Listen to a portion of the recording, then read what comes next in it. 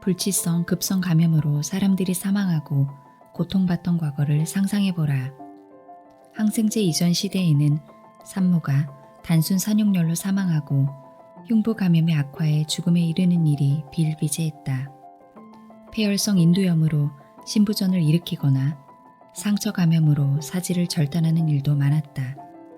그토록 흔했던 이런 일들이 지금은 상상하기 어려울 정도로 드문 일이 되었다.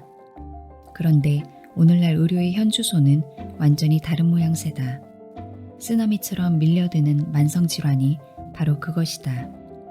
오늘날 만성질환은 향후 20년간 세계 경제에 47조 달러의 손실을 입힐 것으로 예상되며 만성질환으로 사망하는 사람의 수가 감염병으로 인한 사망자 수의 2배에 달할 것으로 예측된다.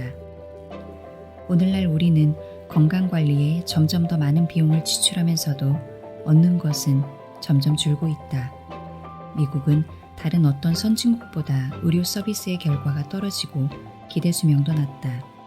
심장병, 당뇨병, 암, 자가 면역 질환, 소화기 질환, 치매, 알레르기, 천식, 관절염, 우울증, 주의력 결핍 장애, 자폐증, 파킨슨병, 조기 사춘기와 불임 같은 호르몬 이상이 사람들에게 끝없는 고통을 안기고 있으며 재정 자원을 고갈시키고 있다. 현재 미국인 2명 중 1명이 앓고 있는 만성질환은 의료 비용의 무려 80%를 차지하고 있다. 수많은 신약과 시술에도 불구하고 만성질환의 발병률은 전 세계적으로 계속 증가하고 있으며 이런 사정은 미국의 음식과 문화를 점점 더 많이 받아들이고 있는 개발도상국도 다르지 않다. 이런 역설적 상황이 무엇을 말하는지 모든 사람이 알고 있다. 지금 우리가 하고 있는 일이 효과가 없다는 것이다. 현재 의료 모형은 급성질환을 치료하기 위해 만들어진 것이다. 그리고 현재 우리는 대부분의 급성질환을 정복했다. 우리는 질병의 단일 원인인 미생물과 이것을 치료하는 단일 약제인 항생제를 발견했으며 그 이후로의 의학은 모든 질병에 대한 치료제를 찾는다는 목표를 추구해왔다. 그러나 그 탐구는 실패했다. 만성질환이라는 새로운 유행병에 대한 진단과 치료를 위해서는 이와는 다른 패러다임, 다른 의료 모형이 필요하다. 질병은 없다는 현재 우리의 건강 위기를 해결하지 못한 의학의 실패를 고발하면서 질병의 이해와 치료에 있어 기능의학이라는 새로운 지도를 제시한다. 기능의학은 증상별 의학에서 원인별 의학으로, 질병별 의학에서 시스템별 의학으로, 장기별 의학에서 유기체별 의학으로의 근본적인 패러다임 전환이다. 기능의학은 우리 몸을 생태학적으로 바라보는 관점으로 신체의 네트워크가 균형을 이루면 병이 생기고 균형을 이루면 건강해지는 역동적 과정 속에서 우리 몸이 상호작용한다고 본다. 기능의학은 과학의 모든 요소와 퍼즐 조각을 한데 짜맞춘다. 병에 걸리는 과정과 건강 요인에 관한 모든 데이터를 취합해 타당한 이야기로 재구성한다. 그 이야기를 두루 적용한다면 하룻밤 사이에 우리의 의료 위기를 해결할 수 있을 것이다. 의학은 젊은 과학이다. 의학 이론 같은 것은 존재하지 않는다. 만성질환이라는 영역을 탐색하는데 도움이 되는 조직화된 원칙도 없다. 기능의학은 미생물과 항생제의 발견 이후 의학에서 일어난 가장 획기적인 아이디어이자 이론이다. 이는 생물학에 대한 우리의 관점에 일어난 대변혁이라고 할 수 있다. 지구가 평평하지 않고 둥글다는 것을 증명한 콜럼버스, 지구가 우주의 중심이 아니라는 것을 보인 갈릴레이, 종은 현재의 형태로 고정된 것이 아니라 진화한다고 설명한 다윈, 시간과 공간에 대한 우리의 개념을 깨뜨린 아인슈타인이 그랬던 것처럼 과학에는 점진적이지 않은 변혁적인 깨달음의 순간들이 존재한다. 기능의학은 그 규모와 중요성에서 그런 것들과 맞먹는 패러다임의 변화이다. 지구는 평평해 보이며 시간과 공간은 선형적이고 견고해 보인다. 이와 마찬가지로 질병도 싫지 않은 고정적인 것으로 보인다.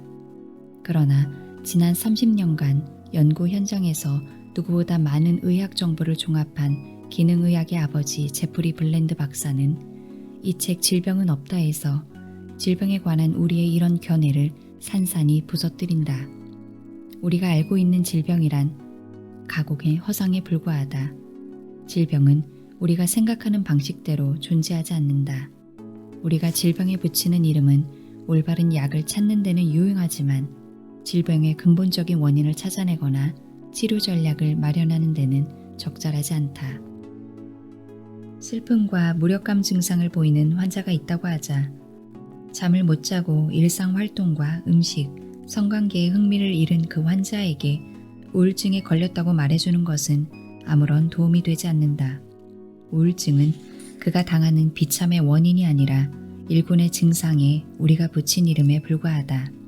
우리는 항우울제로 이 증상을 치료하려고 하지만 이것은 우연보다 조금 더 나은 효과를 보일 뿐이다. 우울의 실제 원인은 환자마다 크게 다르다. 면역계가 갑상선을 상대로 항체를 만들도록 자극하는 글루텐에 의한 장 누수 때문일 수도 있는데 이 경우 갑상선 기능 저하와 우울증이 생긴다. 또 위식도 역류를 막는 위산 억제제를 장기 복용할 때 생기는 비타민 B 결핍 때문일 수도 있고 아니면 MTHFR이라는 유전자에 의해 생기는 엽산 부족 때문일 수도 있다. 또는 햇볕 부족으로 생기는 비타민 D 결핍이 원인일 수도 있다. 참치가 너무 많이 든 식단으로 인한 수은 중독 때문일 수도 있고 생선 지방이 너무 적게 든 식단으로 인한 오메가3 결핍 때문일 수도 있다. 설탕이 많이 든 식단으로 생기는 당뇨병 전증 때문일 수도 있다. 삶의 트라우마나 스트레스로 인한 뇌의 화학적 변화 때문에 우울 증상이 생길 수도 있고 항생제 사용으로 인한 장내 미생물의 변화 때문에 우울 증상이 생길 수도 있다. 이들 식단, 환경, 생활 습관 등 각각의 요인은 서로 다른 종류의 불균형을 일으키지만 모두가 우울증의 원인이 된다. 질병의 이름을 아는 것은 질병의 가짜 원인에 대해 우리에게 아무것도 말해주지 않는다. 게다가 그것은 올바른 치료법으로 이어지지도 않는다. 이것이 바로 우리가 가진 질병이라는 허상이다. 나는 지난 20년간 기능의학을 공부해온 학생으로서 그리고 현재 우리의 의료 모형의 실패를 매일 마주하는 동시에 기능의학이라는 새로운 의료 패러다임으로 병이 치료되는 기적을 매일 목격하는 의사로서 우리가 의학의 진정한 변곡점에 서 있다고 강하게 느낀다. 기능의학은 식단을 개선하고 운동을 더 많이 하며 스트레스를 관리하고 환경 독소에 대한 노출을 줄이는 일에 관한 것만은 아니다. 물론 이 모든 것은 사람이 건강하기 위해 반드시 필요한 요건이지만 기능의학은 무엇보다 건강을 창조하는 과학이다. 건강을 창조하면 그 부수 효과로 질병은 사라지게 되어 있다. 기능의학은 증상의 뿌리에 가닿고 신체의 균형을 회복하기 위한 개인 맞춤형 접근 방식이다. 생후 6개월부터 온몸의 피부가 붉어지고 벗겨지면서 진물이 흐르는 난치성 건선을 앓았던 어린 소녀 앨리스의 이야기가 그런 사례이다. 그녀의 부모는 앨리스를 최고의 의과대학 병원에 데려갔다. 병원에서는 강력한 면역 억제제와 염증을 차단하는 화학요법 등 최첨단 약물을 투여했다. 내가 앨리스를 처음 봤을 때 그녀는 4살이었다. 당시 앨리스는 엠브렐이란 면역 억제제를 쓰다 생긴 치명적인 포도상 구균 감염과 싸우느라 중환자실을 나오는데 한 달이나 걸렸다. 의사들은 앨리스의 피부에 염증에 생긴 근본 원인을 찾기보다 증상을 억제하는 약물을 투여하는 데 집중했다. 그러나 앨리스의 증상은 낫지 않았다. 누구도 아이가 먹는 음식에 대해 묻지 않았고 누구도 아이가 아기 때 복용한 항생제가 장내 세균총에 영향을 주어 염증을 유발했을 가능성에 대해서 생각하지 않았다. 기능의학은 나에게 그와는 다른 일련의 질문을 던지게 했다. 나는 증상을 치료하기 위해 어떤 약물을 사용해야 하는지가 아니라 애당초 무엇이 염증을 일으켰는지 물었다. 이것은 아주 단순한 아이디어지만 우리의 의료 교육에서는 무척 낯선 생각이다. 염증을 일으키는 원인은 미생물, 알레르겐, 독소, 잘못된 식단, 스트레스 등 몇 가지가 되지 않는다. 나는 앨리스의 면역계가 균형을 되찾기 위해 무엇이 필요한지 물은 다음 그 원칙을 적용했다. 구체적으로는 건선을 일으킨다고 알려진 글루텐 등 일반적인 염증 원인을 식단에서 없앴고, 수년간의 항생제와 스테로이드 사용으로 생긴 장내 나쁜 미생물을 제거했다. 그리고 적절한 면역 기능에 필요한 몇 가지 성분을 추가해 장내 세균의 균형을 맞췄다. 3년 넘게 벗겨지고 진물이 흐르던 앨리스의 피부는 2주 만에 깨끗해졌다. 이것은 기적이 아니다.